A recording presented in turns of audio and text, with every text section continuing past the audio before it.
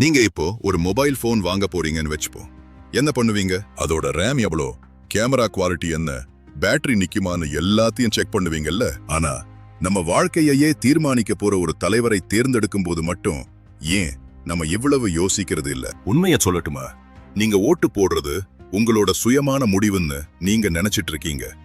ஆனா அங்கதான் பெரிய விஷயமே இருக்கு. உங்க கையில இருக்க வேண்டிய அந்த ரிமோட் கண்ட்ரோல் உங்ககிட்ட இல்ல. அதை யாரோ ஒருத்தர் தூரத்துல இருந்து இயக்கிட்டு இருக்காங்க. உணர்ச்சிங்கிற ஒரு சின்ன பட்டனை அமுக்கி உங்களை அவங்க பக்கம் இழுக்கிறாங்க. தமிழ்நாட்டுல இது காலம் காலமா நடக்குது. தேர்தல் வரும்போது மட்டும் ஏகப்பட்ட சத்தம் கேட்கும், உணர்ச்சி பூர்வமான பேச்சுகள் பறக்கும். ஆனா கவனிச்சு பார்த்தீங்கன்னா அங்க லாஜிக் இருக்காது, வெறும் இமோஷன் மட்டும்தான் இருக்கும். இன்னைக்கு வாரியர்ஸ் ஆயில நம்ம பார்க்க போறது எப்படி நம்மளோட மூளை அரசியல்வாதிகளால் ஹேக் செய்யப்படுதுங்கிற அந்த அதிர்ச்சியான உண்மையத்தான். வீடியோவை ஸ்கிப் பண்ணாம பாருங்க, ஏன்னா இது உங்க ஓட்டுக்கான விஷயம் மட்டும் இல்லை, உங்களோட சுயமரியாதைக்கான விஷயம். சரி, இப்போ ஒரு சின்ன சயின்ஸ் பேசுவோம். ரொம்ப போர் அடிக்காது, ஆனா இது தெரிஞ்சாகணும். நம்ம மூளையில அமிக்டலான்னு ஒரு சின்ன பகுதி இருக்கு. இதோட வேலை என்ன தெரியுமா? ஆபத்து வரும்போது நம்மள அலர்ட் பண்றது. பயம், கோபம், ஆக்ரோஷம் எல்லாத்தையும் இதுதான் கண்ட்ரோல் பண்ணுது. இதுக்கு நேர் எதிரா நெத்திக்கு பின்னாடி ப்ரீஃப்ரண்டல் கார்டெக்ஸ்னு ஒன்னு இருக்கு. இதுதான் லாஜிக்கா யோசிக்கும், பிளான் பண்ணும், எது சரி எது தப்புன்னு நிதானமா முடிவெடுக்கும். ஒரு அரசியல்வாதி மேடை ஏறி கை கால் எல்லாம் உதற ஆக்ரோஷமா கத்தும் போது என்ன நடக்குது தெரியுமா? அவர் பேசுற விஷயங்கள் உங்க லாஜிக் மூளைக்குள்ள போகாது, நேரா உங்க இமோஷனல் மூளையான அமிக்டலாவை போய் தட்டும்.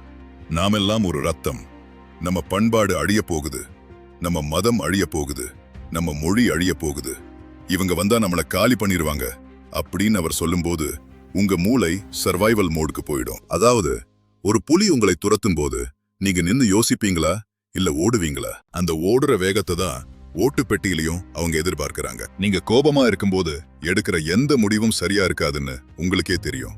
ஆனா அவங்க உங்களை யோசிக்க விட மாட்டாங்க. உங்களை நிதானமா யோசிக்க விட்டா நீங்க கல்வி, வேலைவாய்ப்பு, ரோடுன்னு கேள்வி கேட்பீங்க. ஆனா உங்களை உணர்ச்சி வசப்பட வச்சா நீங்க அவங்க சொல்ற இடத்துல ஓட்டு போடுவீங்க. ஒரு போர் வீரன் எப்பவுமே தன் உணர்ச்சிகளை கட்டுக்குள்ள வச்சிருக்கணும்.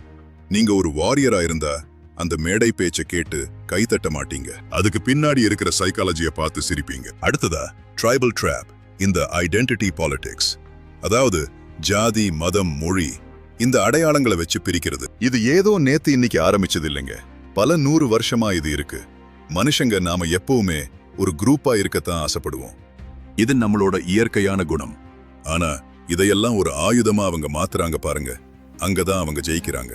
அரசியல் கட்சிகள் என்ன பண்ணுவாங்கன்னா ஒரு பொதுவான எதிரியை உருவாக்குவாங்க. அந்த எதிரிகிட்ட இருந்து நம்மளை காப்பாத்த நான் ஒருத்தன்தான் இருக்கேன் அப்படின்னு ஒரு பிம்பத்தை உருவாக்குவாங்க. நம்ம ஜாதி, நம்ம மதம், நம்ம இனம்னு ஒரு வட்டத்தை போட்டுட்டு அதுக்கு வெளியில இருக்கிறவங்களை எதிரியா காட்டுவாங்க. இப்போ நீங்க என்ன பண்ணுவீங்க?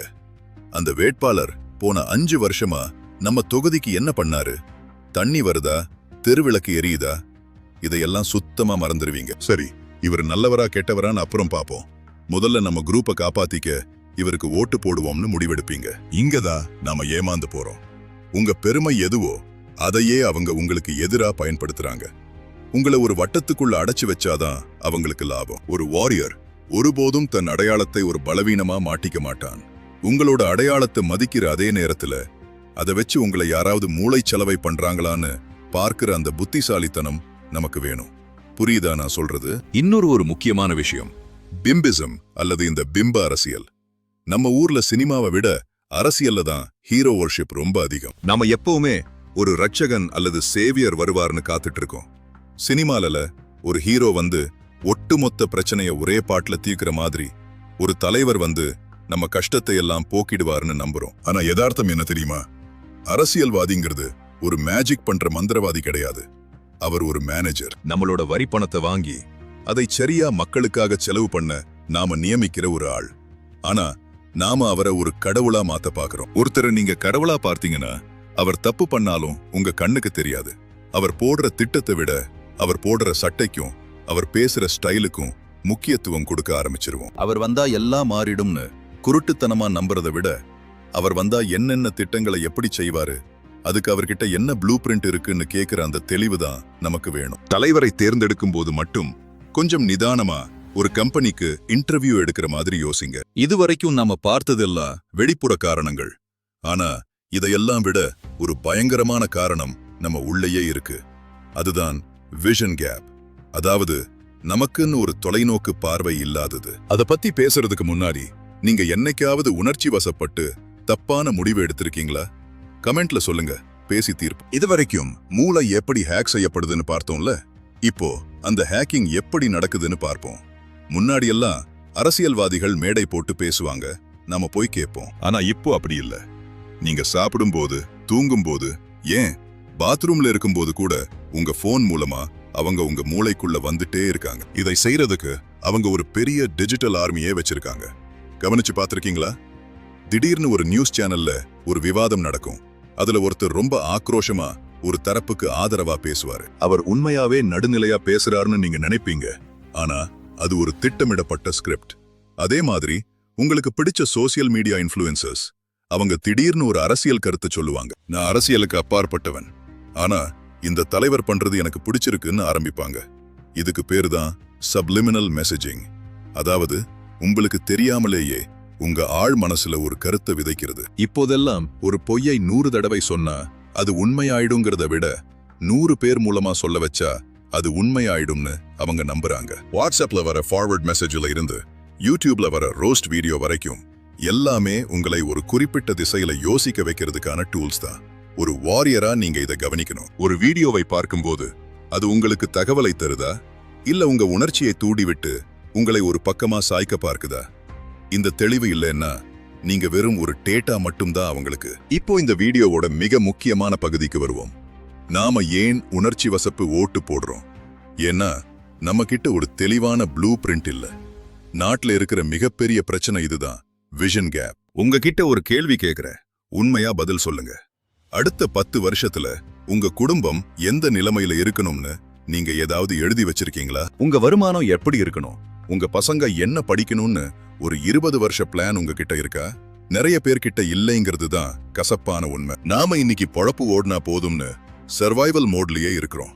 நமக்குன்னு ஒரு தனிப்பட்ட விஷன் இல்லாதப்போ நம்ம தொகுதிக்குன்னு ஒரு விஷனை நம்ம எப்படி தேடுவோம்? யோசிச்சு பாருங்க. உங்க தெருவுல இருக்க ரோடு இப்போ எப்படி இருக்கு?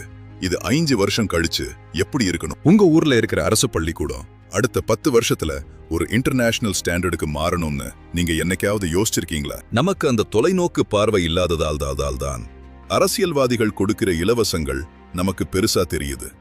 ஒரு 500 ரூபாயோ இல்ல ஒரு மிக்சியோ கிரைண்டரோ கொடுத்தா நாம மயங்கிடுறோம். ஏன்னா நம்ம பார்வை அடுத்த 20 வருஷத்து மேல இல்ல, அடுத்த 20 நிமிஷத்து மேலதான் இருக்கு.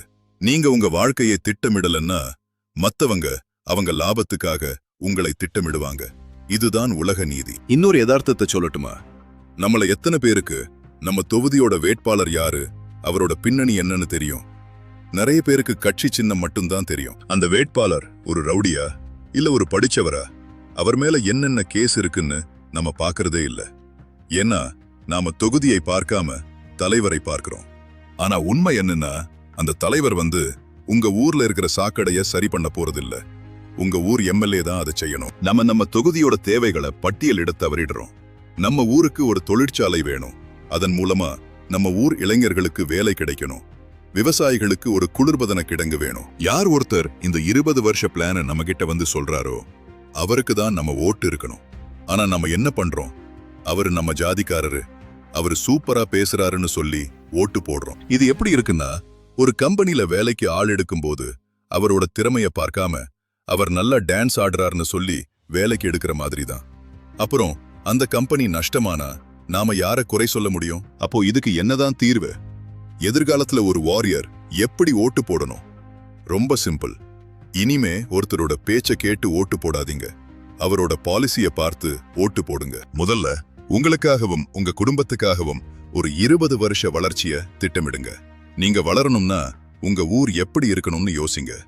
அதுக்கப்புறம் தேர்தல் வரும்போது அந்த வேட்பாளர்கிட்ட கேளுங்க, அடுத்த 10 வருஷத்துல இந்த தொகுதியை எங்க கொண்டு போவீங்கன்னு. அவர் நம்ம ஜாதி நம்ம மதம்னு பேச ஆரம்பிச்சா அப்பவே புரிஞ்சுக்கங்க, அவர் உங்களை ஹேக் பண்ண பாக்குறாருன்னு. உணர்ச்சிங்கிறது ஒரு ஆயுதம், அதை உங்க வளர்ச்சிக்கு பயன்படுத்துங்க. மத்தவன் உங்களை ஆள்றதுக்கு விட்டுடாதீங்க. சேவியர் காம்ப்ளெக்ஸ்ல இருந்து வெளியே வாங்க. உங்களுக்கு நீங்க தான் ஹீரோ. உங்களை வழிநடத்த ஒரு மேலாளரை தேர்ந்தெடுங்க, ஒரு கடவுளை தேடாதீங்க. இந்த தேர்தல்ல நாம எடுக்க போற முடிவு வெறும் ஒரு பட்டனை அமுக்கிறது இல்ல, அது நம்ம அடுத்த தலைமுறையோட 20 வருஷ வாழ்க்கையை தீர்மானிக்க போற ஒரு விதை. அந்த விதையை சரியான இடத்துல போடுவீங்களா இல்ல மறுபடியும் எமோஷனல் ஆகி ஏமாந்து போவீங்களா? நீங்களே முடிவு பண்ணுங்க.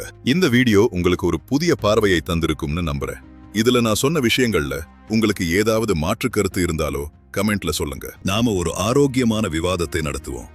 ஏன்னா கேள்விகள் கேட்க ஆரம்பிக்கிற இடத்துல தான் உண்மையான ஜனநாயகம் ஆரம்பிக்குது. அடுத்த ஒரு பவர்ஃபுல் வீடியோல உங்களை சந்திக்கிறேன். அது வரைக்கும் stay strong, stay aware. This is your Arivon Tamil.